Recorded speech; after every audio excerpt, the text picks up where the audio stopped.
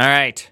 So I've never actually watched one of these videos, these I quit FANG company after 2 months. Let's see why this guy quit after only 2 months. Because I'm not going to lie to you, when I hear this, it feels weak. One time I got fired from a job because I refused to put away food that was set on a table back in so that we could serve it to other tables, okay? I'm just saying, you gotta have honor. But let's see what happens here. Is this honor? And we always talked about it in the sense that you have to be intense. And in fact, if you ever had to give up friendly in order to have intense, we would do that. So if we needed to be intense and combative, we'd do that before we'd be not intense. But it's an interesting phrase, like just in general. Here's a poll. I think this is actually a really good thought-provoking question to ask yourselves. Do you think that it's better to work with a bunch of nice people when we all know everybody's the same person on the inside, right? We're all not great. We all think shit of each other and all that. Do you want to work with a bunch of plastic, fake, nice people? Or would you rather have people encouraged to speak what they think to your face? I don't think I'm an asshole. Like, I'm not going to be mean to people, but there's definitely like you got to be careful when you think something's happening, right? You got to be like, well, you know, I really see how you're feeling about the situation, but have you considered alternative perspectives with whom do not circle around your unchangeable opinions? It's just like, you know, there's these things that we all have to do that are very difficult, I think. I don't know, it's just a very interesting thing. I would love to try it. Just be in an office where I knew exactly where I stood with every last person. There's always a douche, but the thing is that douche still exists whether or not someone's speaking kind or not kind to you. Does that make sense? Like, that douche is still talking shit about you. I don't know. I've been congratulated by my candor and telling how it is. So I guess that I'm in a blacklist. Yeah, maybe. I mean, I don't know. It's just a very interesting thing I would like to think about. I think it'd be fun to try it out, but I'm curious if it could last. I think it would definitely select for a certain set of people. I think whoever wants to live in that would thrive in that, and whoever hates that would quit. And so I mean, all companies self-select for some archetype of person, and this would just be one of those archetype selectors. I don't know. Interesting. Anyways, let's keep on going. I don't really talk about my personal life on here, but if you followed the channel, you know that I was unemployed. Then I made this YouTube channel. Then I got into Google, and now I quit. But I never really talked about why I was unemployed in the first place. Well, the short answer is that after I graduated, I actually accepted an offer from Amazon, and I worked there for 2 months, and then I quit. I'll give a bit of backstory. I grew up with my mom. This is what every guy looks like when he's alone. I want you to know that, okay? This is every man's room when he lives by himself. I mean, the fact that he has a sheet on his bed that matches his pillowcase, I'm actually pretty impressed right now. I'm genuinely pretty impressed. No blanket. The man has no time for blanket, or it's nicely placed on his lap right now. My guess is it's on his lap. Also, I would like to just do one more kind of call out here. His bed is off the ground. I'm just saying, until I had a wife, my bed never made it off the ground. My bed never made it off the ground until then, okay? I'm just throwing it on there. It took a wife to lift a bed, okay? I know you might think it's strength that lifts the bed. It's not strength, okay? That's not the reason why beds are getting off the ground. I like that $1,000 stand of books on the desk. Yeah, you got these beautiful books right here. All right, let's keep on going. That's like an O'Reilly book going on right here. Anyways, let's keep on going. By the way, many respect already for this kid. I love this current situation, okay? He's focused, okay? He knows exactly what he wants. He has the old-fashioned dick mic in front of him. He has that bed without a blanket on it. MacBook strewn about. I mean, this is like, I mean, he does have a table. Or a table at the end. So that's impressive. And 2 brothers. My dad had drug problems and pretty much abandoned us. And I mainly just wanted to help my family. Buddy. We were poor and we definitely knew it. I remember as a kid, I was playing outside and then I fell. I looked down at my knee and it was bleeding. And the first thought I had was, damn, my mom just bought me these pair of jeans and I already ripped them. And if that's not your first thought process, you're not living that poor life. I remember falling and ripping my stuff and thinking, oh shit, not the blood, but damn, my mom's gonna be upset that I ruined the pants. Yeah, I want to hire this dude, I think. I know, this is good. I love this mentality. It's really good. I wish my kids had this. Knot in my stomach, which is the worst feeling. Now, this isn't a sob story. I think some people spend their whole lives looking for a purpose, but I already had mine. So when I was lucky enough to be the first in my family to go to college, my goal was simple. get a degree as quickly as possible so I can get a high paying job and then help my family. And I actually did that. I got my CS degree. I failed some interviews, but I managed to get an offer from Amazon where I was supposed to make like 140K a year. Let's go. And Let's go. This is actually the backpack they gave me. Anybody who works at Amazon can probably confirm. I think everybody gets this. I put like, Yo, dude, that was like the most sloppy hold up to the camera. It was like bottom third of the screen. I know you could do better, okay? Okay, I know you could do better. Just get that crap on the screen. like a sticker on it. But other than that, it's the same Amazon backpack. When I got the offer, I felt like a huge weight lifted from my shoulders. This is what I worked my whole life for, and it's finally going to pay off. Dude, I remember when I got my first real job, $50,000 a year. Damn. It was so sweet. I was so pumped. Hey, that was my first real job a year. Yeah, $50K a year, dude. It felt so good. 10 sick days, 15 vacation days. Damn, it was so cool. It was so cool. I have never felt more amazing in my lifetime because, I mean, grew up ass poor. Then I got a raise to 75, and after that, it didn't feel nearly as impactful. Anytime I got any further raises beyond that, it wasn't hugely impactful. It was great. I liked it. I mean, I very appreciative every time. But going from 0 to 50 arguably was my biggest jump. That was my biggest jump, was from no money to money. I was like, oh my goodness, I can eat.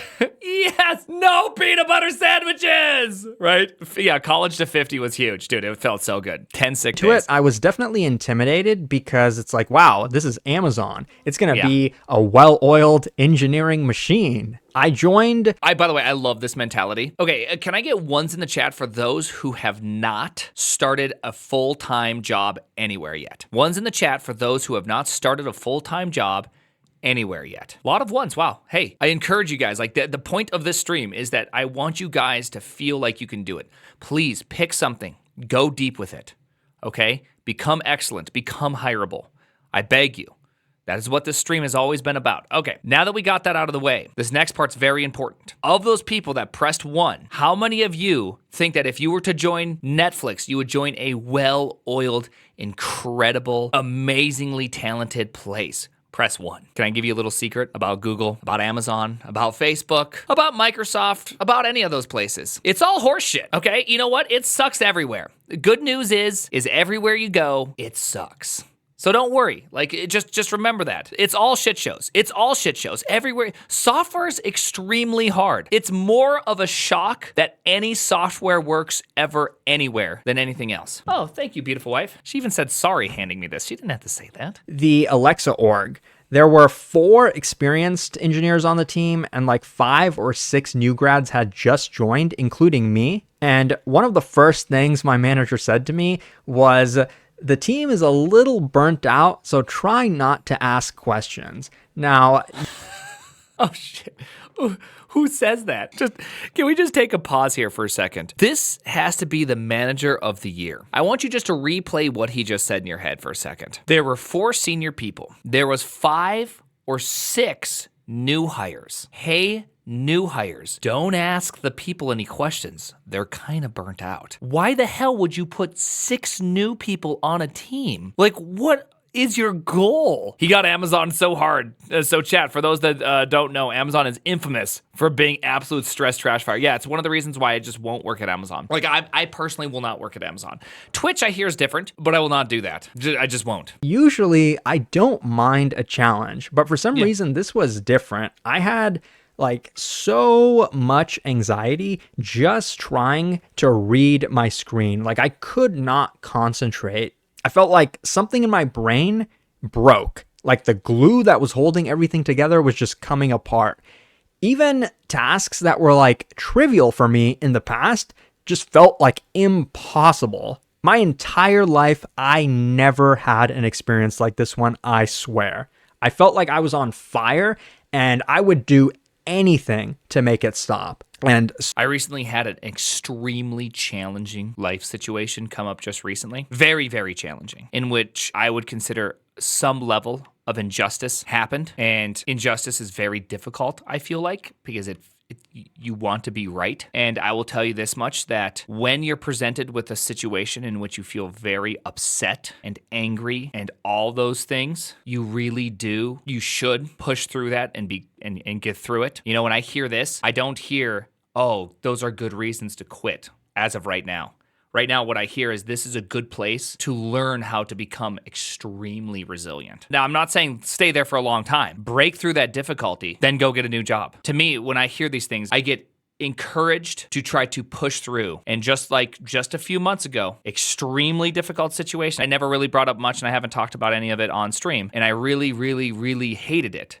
I'm not an optimist. I'm a realist. The more challenging a situation you can go through, the better you're going to be at life. Life's an RPG. There's a bunch of stats we all have. And if you just choose to train whatever stats you want. Some people just lean way too hard into the comfort stat, okay? I don't want to lean into the comfort stat. Sucky stuff accelerates growth. It's a fact, and it's horrible, and it's awful, and I wish it upon nobody. I wish there's a way I didn't have to go through horrible stuff to gain emotional resiliency. Who's going to carry the boats? Really, if you want physical resiliency, what do you have to do? You have to do physically awful things. If you want to be more emotionally resilient, you have to be able to go through really emotionally difficult things without cracking. That's that. Like, I feel bad for those that crack. Like, I do. I truly do. And it's an awful situation. I've been the person that's cracked, right? I've been the person that got really frustrated and left. I've been the person that didn't gain emotional resiliency, but instead gained emotional fragility, that I became really like tender afterwards. I totally get it. I feel like it's definitely easier when you're young. Well, does it have to be emotional at all?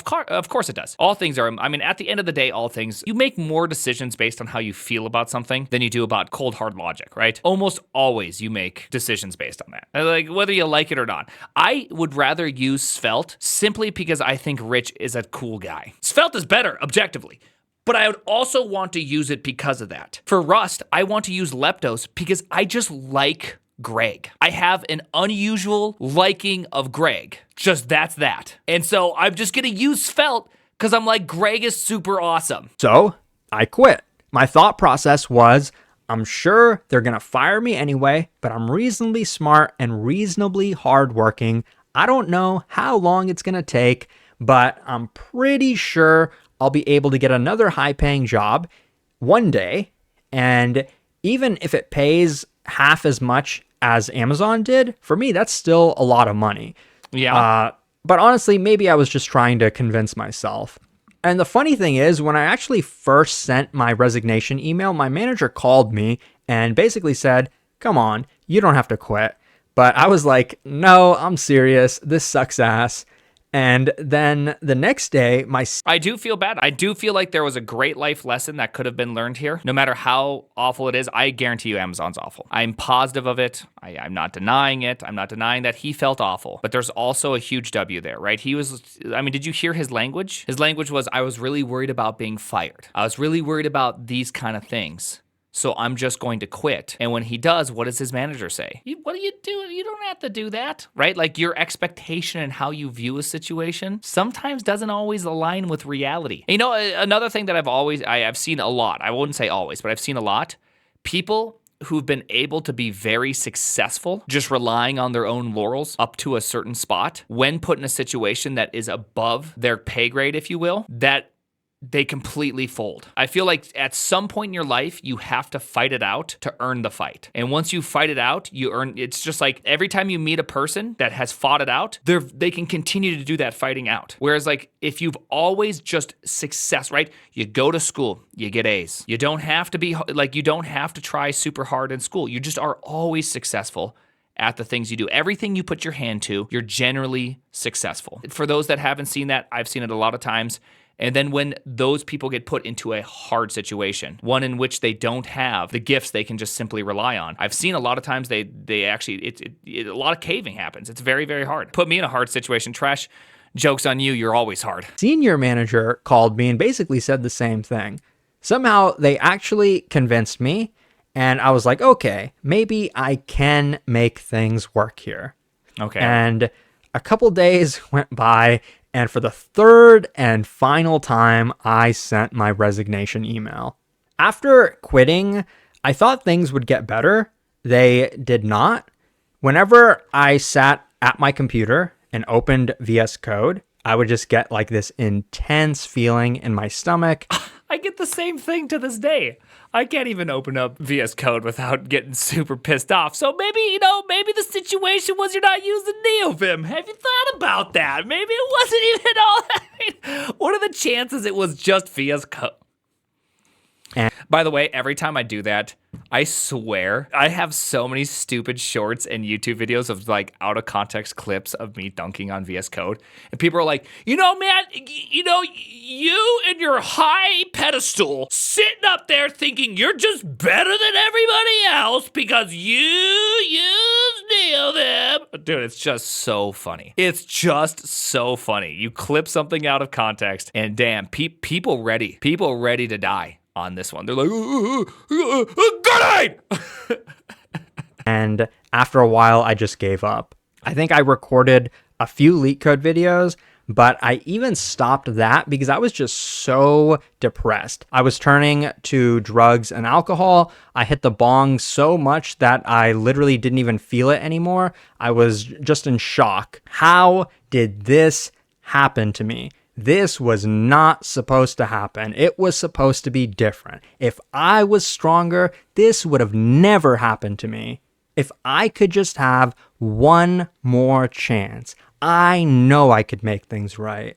Maybe in another life, I'll make them proud. I literally thought that to myself. It sounds cringy to say it out loud, but that's literally how I felt.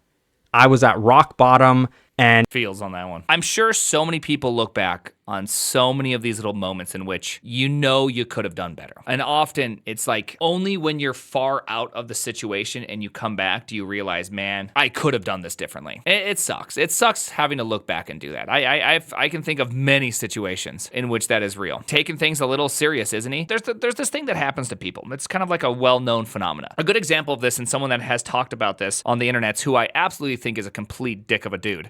Dan Blazarian, right? He has a problem where he talked about staying in a 5-star hotel felt yucky to him. I recently stayed in my first 5-star hotel like a year and a half ago, ever in my entire lifetime. It was absolutely incredible to me. So the ability to stay in a place, I got to stay there for one day. It was incredible. Okay, I got a 1-day stay in there and it was super, super sweet. Nonetheless, there's this thing that happens to people where difficulty or pain is experienced differently depending on your life. I know, it sounds crazy. Everybody's a little bit different, but when you're only used to experiencing a certain level, when it goes down a level, it can feel like real pain.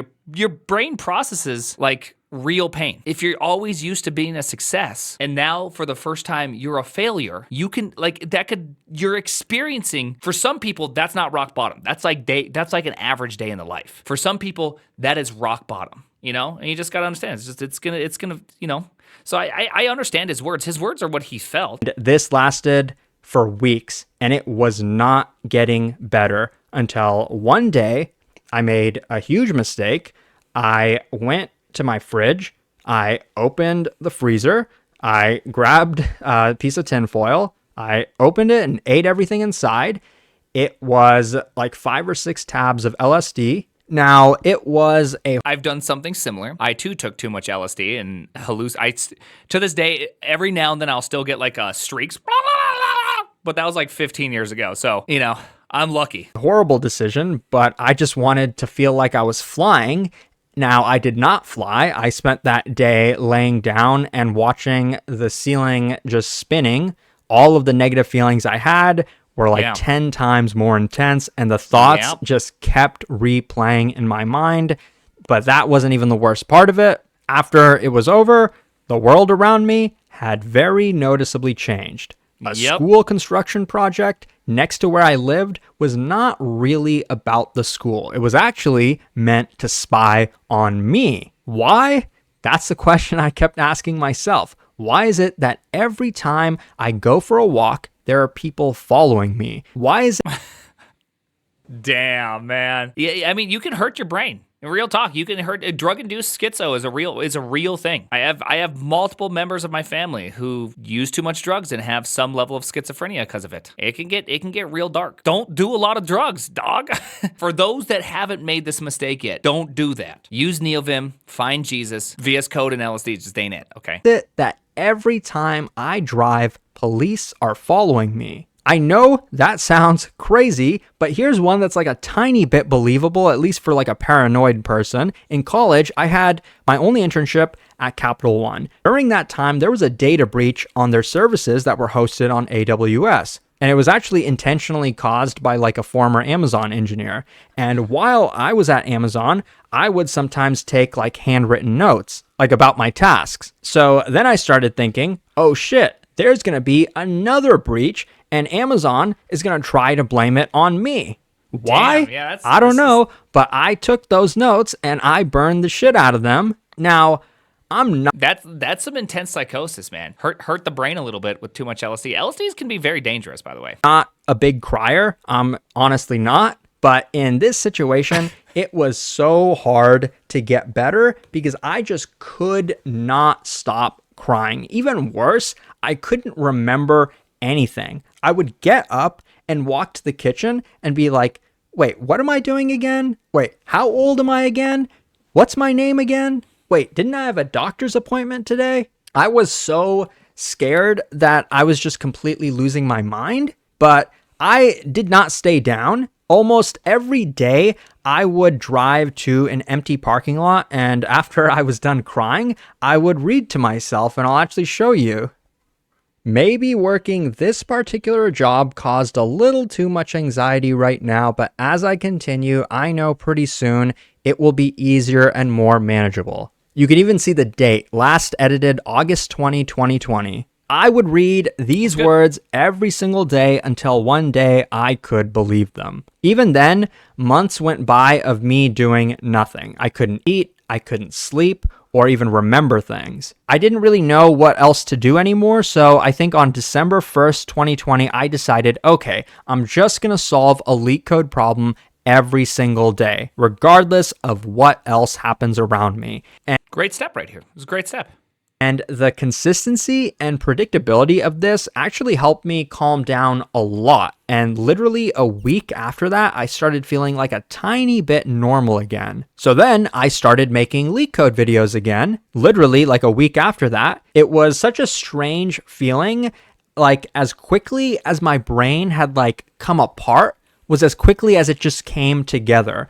And I kept at it for a year until I got my first job interview and then job offer since quitting. And it happened to be at Google. And maybe Huge respect for this. Please have a routine. A routine alone can make a huge difference in your life. I mean that. Like the fact that he just did something consistently made a huge impact into his life. Have a routine. This is why I just say go to bed at the same time. If you go to bed at the same time, you drink or you wake up at the same time, I literally wake up and go straight to work. And I just do that. I don't have some red light therapy 3-hour morning routine with a bunch of working out and cold sauna, hot sauna, jump in the cold water. I don't do all that crap. I just go straight to work for an hour and a half, just wake up and go. And then I come back and do the things I need to do to get ready for the day. It just makes life, I usually don't eat breakfast. I usually skip breakfast. Monday through Friday, I don't eat usually till like 2 or 3 in the afternoon. I just wake up, brush teeth, work. Just helps. It just helps because I have this thing that I just do it every single time. If you don't do that exact thing and you just have a varied schedule every single day where every single day is just kind of chaos, it gets hard. this is the drugs talking, but ever since then, life just feels like a dream. Like it doesn't feel real to me anymore. I feel like every time I have to do something hard or something I couldn't do in the past, I literally feel like somebody else is doing it for me. Now, I'm not saying that leak code will cure your mental illness, and I'm not a doctor, but if I had to guess, this whole experience of going crazy was probably like drug-induced psychosis, at least from what I know.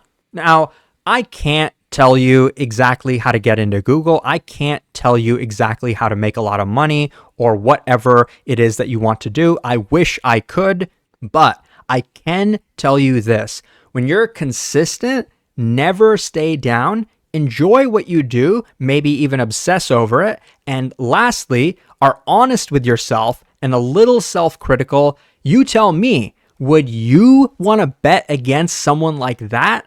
I wouldn't. And for that reason, I'm never going to bet against myself. I'm Navi, and that's my story in my own words. Respect on that. That was some good respect right there. I really appreciated that video. Chat, this is Giga Chad. This, not some freaking arch rust weeb waifu enjoyer dipshit that personally feels attacked if you critique his indent preferences and starts crying into his programming socks, calling for BT goth mommy. I'm not sure what BT goth mommy is. I'm not good enough. I'm not hip enough to know what that means.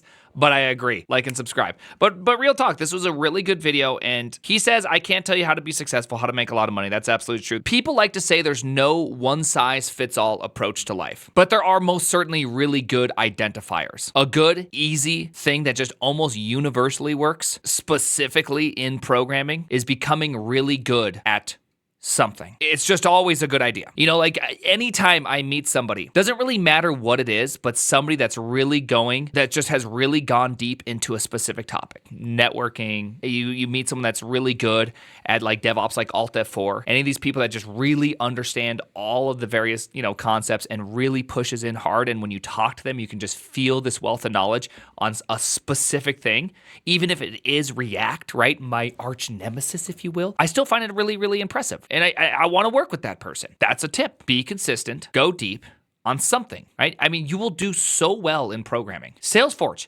Honestly, if you were the best Salesforce plugin person, I guarantee you could make deep into the 6-figure salary right now. Dude, just get good at WordPress and you will still make a ton of money. That's Lambo money. You don't have to like work in the coolest technology in the world. Just find the thing that you are excited about. You know what I mean? Like if you just do what you are excited about, it's shocking how far you will go. You should be excited about gaining some money. I mean, I was there and I had an absolutely awful time. I went from $0 to $50,000 a year and it was one of the most incredible moments of my entire lifetime. You should be excited about that. That stuff is good. But at the end of the day, making money is not a long-term motivator. At some point, when you're going up by 5% a year, making money becomes a grind. Find something else in there to help fill in those gaps. You know what I mean? Like real talk, I wouldn't only program for the love of it. If there was no money in it, at some point I'd have to do something else. And that's totally fine. What's my motivation? When I was 19, doing too much LSD, had hallucination problems for a large part of my life, all that kind of crap. The methamphetamines, just the extreme addiction to pornography. I mean, honestly, I didn't even know if I was gay or straight. I had no idea. Like my life was just a pile of confusion, and I felt confused on every single point of my life. And I just remember sitting there just like, I had no direction. Nobody told me how to live my life. I had nobody told me anything. And I just felt so desperate to feel something. And that's when I accidentally became a late life Christian. That was weird. But then after that, my motivation is really that I just want to help people. Like I want people to feel like there's something in life. I want someone to just to say, hey, I may not have the best life, but at least I had somebody saying something nice in my life. Like I got nothing. I had nothing.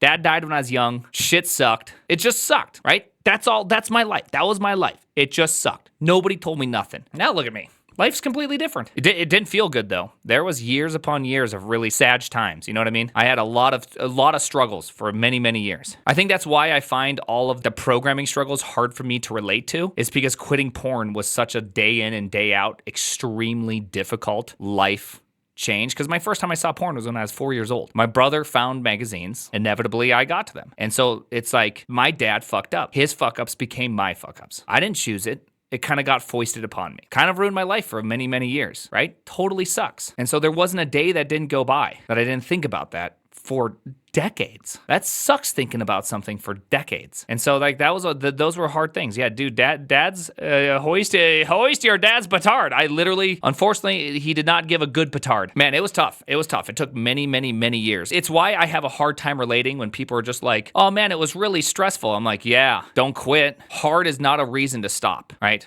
It's just not. If you want life to change, you have to be willing to fail every day, over and over again, nonstop, hour after hour. And when you get done failing, you have to get up and be willing to fail again, and then do it again, and do it again, and do it again, and do it again, and do it again, and do it for years, and then things start to change. And then at some point, it's easy. Like right now, it's hard for me to think about porn. That only changed about 2 years ago. Take a moment and think about that. It took 30 years and 15 active years of fighting against pornography for me to finally feel like it's no longer a daily thing. Now I feel like I'm the one in control. Took a long time.